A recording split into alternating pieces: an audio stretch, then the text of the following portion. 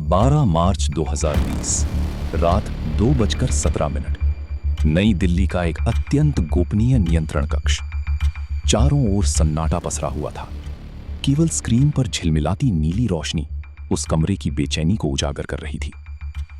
उसी क्षण भारत के साइबर सुरक्षा तंत्र को एक ऐसा संकेत मिला जिसने आने वाले कुछ घंटों में पूरे देश की डिजिटल सुरक्षा को खतरे में डाल दिया। ये कोई सामान्य हैकिंग प्रयास नहीं था, बल्कि एक सुनियोजित और अत्यंत उन्नत साइबर हमला था, जिसकी जड़ें भारत की सीमाओं के बहुत बाहर तक फैली हुई थी। इस हमले की प्रकृति इतनी जटिल थी कि देश के शीर्ष विशेषज्ञ भी तुरंत इसका स्रोत पहचानने में असमर्थ रहे।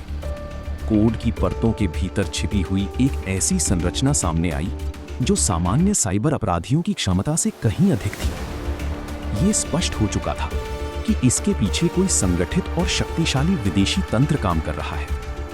उसी समय भारत के राष्ट्रीय सुरक्षा सलाहकार अजीत डोभाल को इस स्थिति की जानकारी दी गई और उनके निर्देश पर एक विशेष टीम को सक्रिय किया गया, जिसे इस अदृश्य युद्ध का सामना करना था।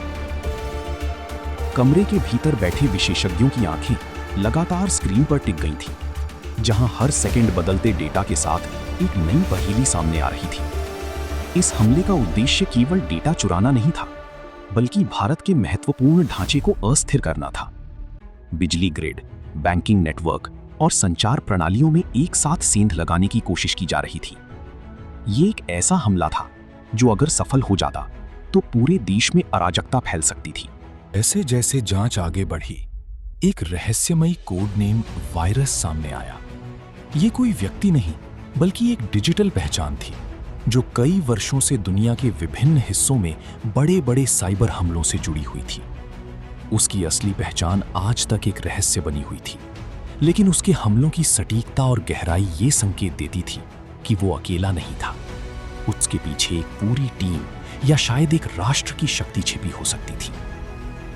इस बीच भारत की साइबर सुरक्षा टीम ने भी जवाबी कार्रवाई शुरू कर दी थी।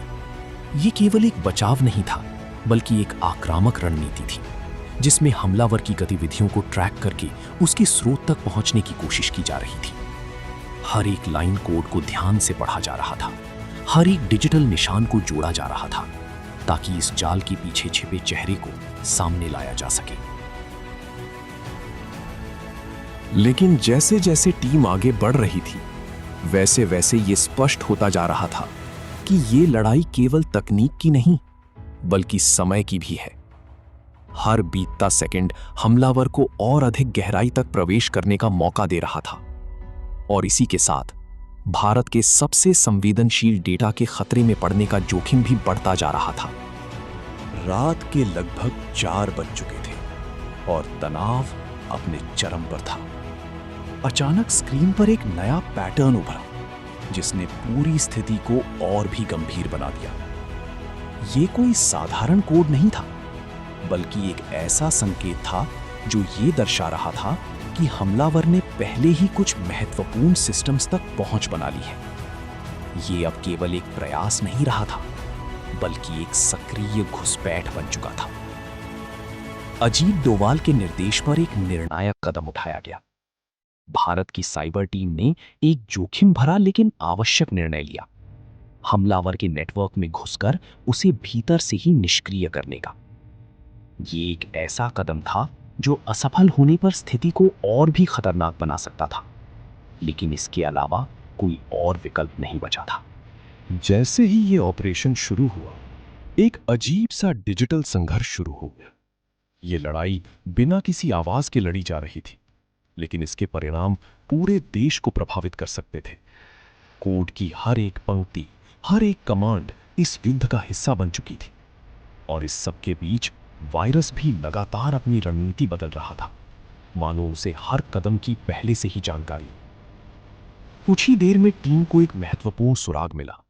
हमलावर का नेटवर्क एक ऐसे सर्वर से जुड़ा हुआ था जो किसी विदेशी एजेंसी के नियंत्रण में था। ये जानकारी जितनी चौंकाने वाली थी, उतनी ही खतरनाक भी। इसका मतलब था कि यह हमला केवल एक साइबर अपराध नहीं, बल्कि एक संभावित अंतरराष्ट्रीय साजिश का हिस्सा था। अब स्थिति पूरी तरह बदल चुकी थी। ये केवल एक डिजिटल हमला नहीं रहा था, बल्कि एक ऐसा युद्ध बन चुका था जिसमें हर कदम का असर वैश्विक स्तर पर पड़ सकता था। और इस युद्ध का सबसे खतरनाक पहलू ये था कि ये पूरी तरह अदृश्य था।